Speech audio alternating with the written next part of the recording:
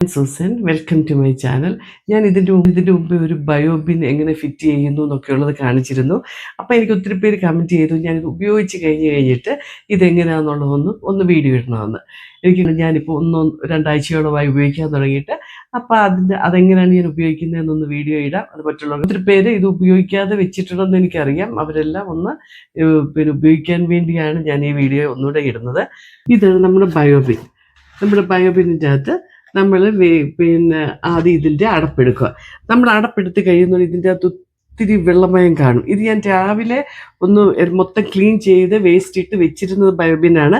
പക്ഷേ ഇപ്പം കണ്ടോ, ഇപ്പം ഒരു 2-3 മണിക്കൂർ കഴിഞ്ഞതേ ഉള്ളൂ. അന്നത്തേക്ക് ഇതിൻ്റെ അകത്ത് മൊത്തം വെള്ളമായി. ഇതിങ്ങനെ വെള്ളം നല്ലതായിട്ട് നിറഞ്ഞു നിൽക്കും. ഇപ്പം ഇത് ഞാൻ 2 മണിക്കൂർ മുമ്പേ ക്ലീൻ ചെയ്തത് കൊണ്ടാണ് ഇത്രയും വെള്ളത്തിൽ നിൽക്കുന്നത്. നല്ലതായിട്ട് വെള്ളം കാണും. ഇത് നമ്മൾ അതിൻ്റെ അകത്ത് വീഴാതെ പെതുക്കെ എടുത്ത് മാറ്റി ചേർച്ച് വെക്കണം.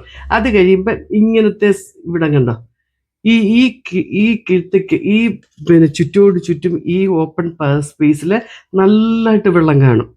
ഇതിൻ്റെ അകത്ത് കണ്ടോ, ഒരു ചെറിയ ഇതുകൊണ്ട് ഈ ചെറുതിൻ്റെ അകത്തും വെള്ളം കാണും. ഇതിൻ്റെ അകത്തും നല്ലതായിട്ട് വെള്ളം കാണും. ഇത് നമുക്ക് തുടച്ച് മാറ്റാനായിട്ട് ഇച്ചിരി ബുദ്ധിമുട്ടുണ്ട്. അതിന് ഞാൻ ചെയ്യുന്നത് ഇതുപോലൊരു പന്നത്തോർത്ത് എടുത്തിട്ട് ഞാൻ ഈ അടപ്പെടുത്ത് ചരിച്ച് വെച്ച് കഴിയുന്നുണ്ടെ ഈ തോർത്ത് ഞാൻ ഇങ്ങനെ ഈ കിഴത്തയുടെ സൈഡ് വഴി ഇങ്ങനെ മൊത്തം അങ്ങ് വെക്കും. തോർത്തയിലാവുന്നുണ്ടെ എളുപ്പം നല്ലതായിട്ട് വെള്ളം അതിൻ്റെ അകത്തോട്ട് കയറിക്കോളും. ഇത്രയും നല്ലതായിട്ട് ഞാൻ ഈ തോർത്ത് ഇങ്ങനെ ഇങ്ങനെ അങ്ങ് വെക്കും. കണ്ടോ, വെച്ച് കഴിയുന്നുണ്ടെ ഈ വെള്ളം മൊത്തം ഇതിലോട്ട് അങ്ങ് അബ്സോർബ് ചെയ്തോളും. ആദ്യമേ ഇത് വെച്ച് കഴിഞ്ഞിട്ടാണ് ഞാൻ ഈ വേസ്റ്റ് ഇതിൻ്റെ അകത്ത് ഇടാനായിട്ട് പോകുന്നത്.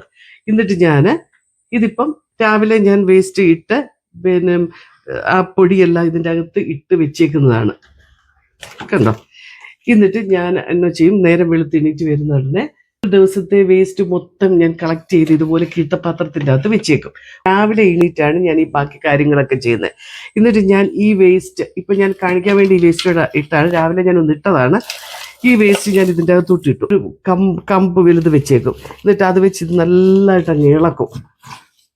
നല്ലതായിട്ടൊന്ന് വിതറി വേണം ഇതെല്ലാം ഇടാൻ. ഇത് നല്ലതായിട്ട് ഇളക്കി ഞാൻ രാവിലെ ഇളക്കിയിട്ടും വെച്ച് ഈ ഒരു ചിരട്ട മൊത്തം ആകുന്നുണ്ട്. നമ്മൾ 2 പിടി ഇടാനായിട്ടാണല്ലോ പറയുന്നത്. ഇത് മൊത്തം ആകുന്നുണ്ട് നമ്മുടെ 2 പിടിയാവും. ഈ ഒരു ചിരട്ട മൊത്തം ആകുന്നുണ്ട്. ഇത് ഞാൻ മൊത്തം വിതറിയിട്ട് എല്ലാം കഴിഞ്ഞിട്ട് ഇതെല്ലാം ഇട്ട് കഴിയുമ്പോഴത്തേക്ക് ഇതിൻ്റെ അകത്ത് വെള്ളം മൊത്തം പിടിച്ചിരിക്കും. കണ്ടോ, ഇതിൻ്റെ അകത്തെ വെള്ളം മൊത്തം അന്നേരം പോയി നമുക്ക് അറ്റം കൊണ്ട് ഈ നടുക്കത്തെ ആ ചെറിയ ഇതിൻ്റെ അകത്ത് അവിടെ കുറച്ച് വെള്ളം മാത്രമേ കാണത്തുള്ളൂ. ഈ ചെറുതിൻ്റെ അകത്തെ വെള്ളം ഒന്ന് തുടയ്ക്കണം. തുടച്ച് കഴിയുമ്പോൾ ഇത് ക്ലീനായി. ഇതിൻ്റെ അകത്തെ വേസ്റ്റും എല്ലാം വിട്ട് കഴിഞ്ഞു.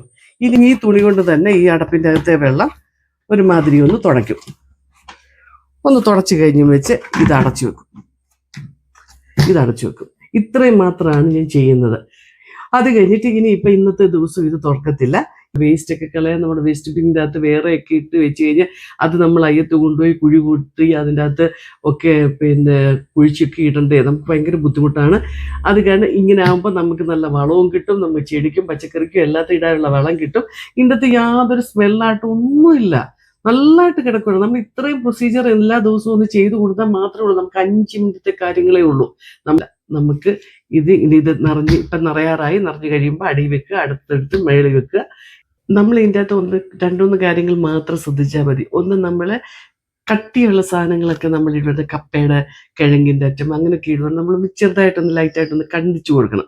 ഒന്ന് കണ്ടിച്ച് ചെറുതാക്കി ഇതിൻ്റെ അകത്ത് ഇടണം. പിന്നെ നമ്മുടെ പച്ചമീൻ നമ്മൾ കുക്ക് ചെയ്യാത്ത പച്ചമീനും ഇറച്ചിയും അങ്ങനത്തെ ഒന്നും ഇതിൻ്റെ അകത്ത് ഇടരുത്. അതിനകത്തൊക്കെ ചെറുതായിട്ടുള്ള പുഴുക്കളുണ്ടാവുമെന്നാണ് പറയുന്നത്. അതുകൊണ്ട് എല്ലാവരും ഇത് ഉപയോഗിക്കണം. ഈ വീഡിയോ എല്ലാവർക്കും ഇഷ്ടപ്പെട്ടു എന്ന് വിചാരിക്കുന്നു. എല്ലാവരും ലൈക്ക് ചെയ്യുക, ഷെയർ ചെയ്യുക, സബ്സ്ക്രൈബ് ചെയ്യുക. അടുത്ത വീഡിയോയുമായിട്ട് ഞാൻ എത്രയും പെട്ടെന്ന് വരുന്നതായിരിക്കും.